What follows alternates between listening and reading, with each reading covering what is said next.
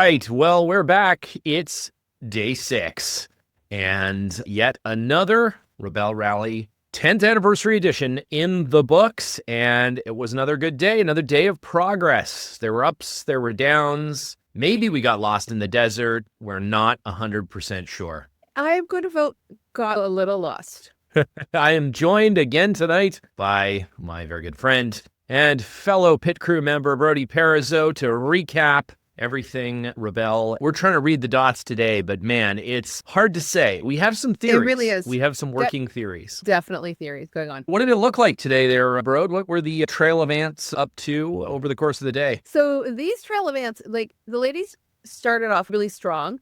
All sorts of checkpoints, very beginning. And then through the day, which is when I decided that I was really going to check in, they were off on their own, creating their own pathways, going much further south than I would have expected anybody to be. Seemed to reach where they're supposed to be. There is a story here. Yeah. I can't wait to get the story. But they do find out the rest of the pack. And then they head north, hit their blue checkpoint, nail it, and then come back with the pack where they are hitting those checkpoints, one right after the other. But they do seem to leave about 6 checkpoints, all sorts right up in that hill area. Other than that, it may not have been their biggest point day, but it was one of their biggest jumps in standings, though.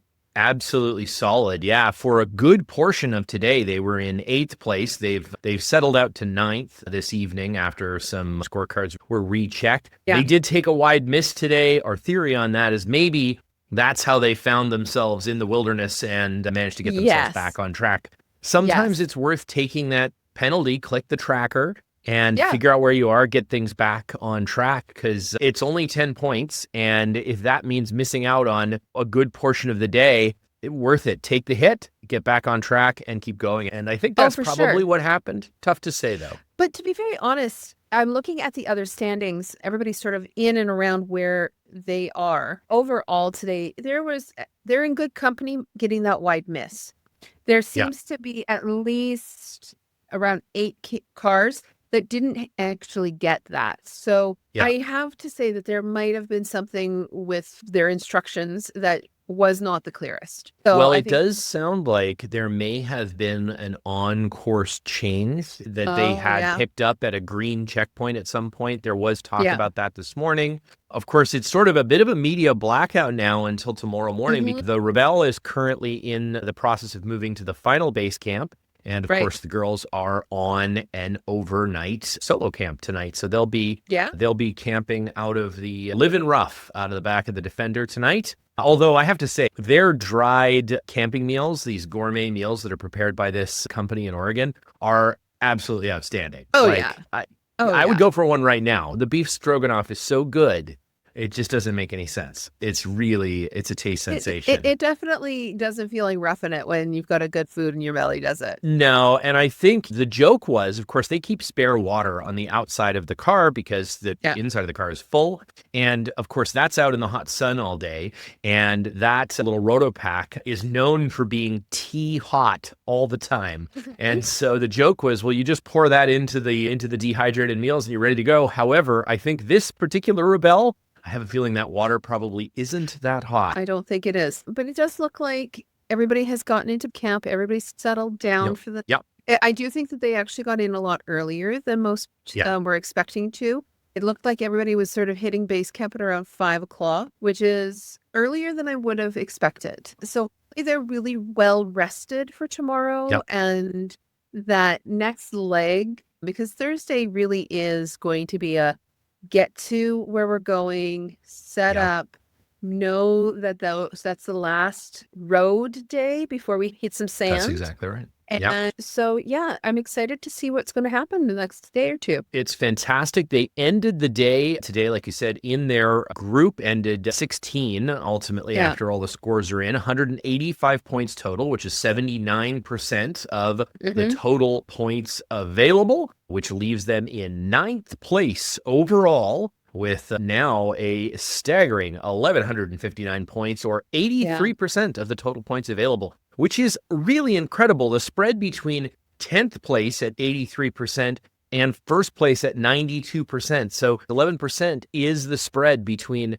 first place and 10th place, which is just so tight. It's crazy. Oh, it really is. And they have another Toyota. They have a Toyota in front of them at 84%, which is 176 points. So easily within striking distance, 17 points ahead. The next car after that, 1,188 points. Another Toyota Tacoma.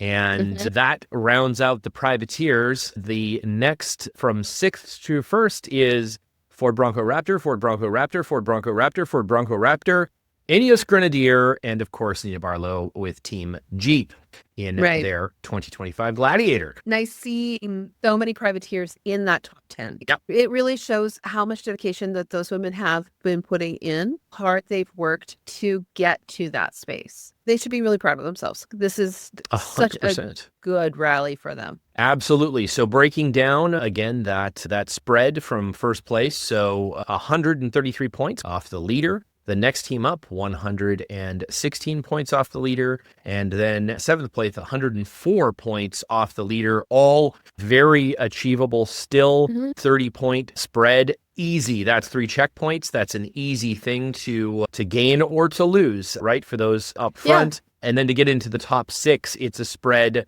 of a -40 to -32. There is literally 1 point separating 6, 5, 4, and 3 from each other. So at this point, Nina is pretty far out. She's 32 points ahead on the lead, but 2nd through 6th place is really anyone's game at this point. That whole bracket is tight. And there's a chance Nina runs out of gas again, which is what happened 2 years ago. And that was it. There was no finishing. Nina's having a really good rally herself. Yeah, absolutely. Very tight and looking good out there. It looks like tomorrow, like you mentioned, it's the real long transit. So they're going to be heading down towards the final base camp. They'll be back in the base camp tomorrow night, which is great. Weather still not looking great. Real chilly tonight. It will freeze tonight. And it won't be much better than that tomorrow. A high of 50 for most of the day tomorrow with scattered clouds, maybe some more rain too, depending on where they end up. So we're not quite out of the rain yet. I do think that this is the coldest Rebelle that at least Liza and Jenna have ever been in. Actually, I think you're right. Really cold, but this has been cold the entire week. So, normally by this time they're dealing with heat. It's more about keeping cool. Not the case this time. In fact, we keep those little emergency cooling packs specifically to cool Liza down when she spent too much time. Crack the pack open and shove it in her shirt to cool her down. I don't think they'll be using a lot of those this week. I definitely think it's been a chilly week out there. With that said, that's the day's scores. Thanks again, as always, to our sponsor, Sarek Autoworks, Maxxis Tires, ModPro Garage, Saltek Motorsport, Safe Extract, eBay Motors, and Full Sail University. We'll be back again, same time tomorrow, for what is the penultimate day of the Rebelle Rally. Only 2 more to go for this 10th anniversary. And man, it is going to be a fight right to the end. So we hope you'll join us again tomorrow. Until then, bro, take her easy. Good night. Good night.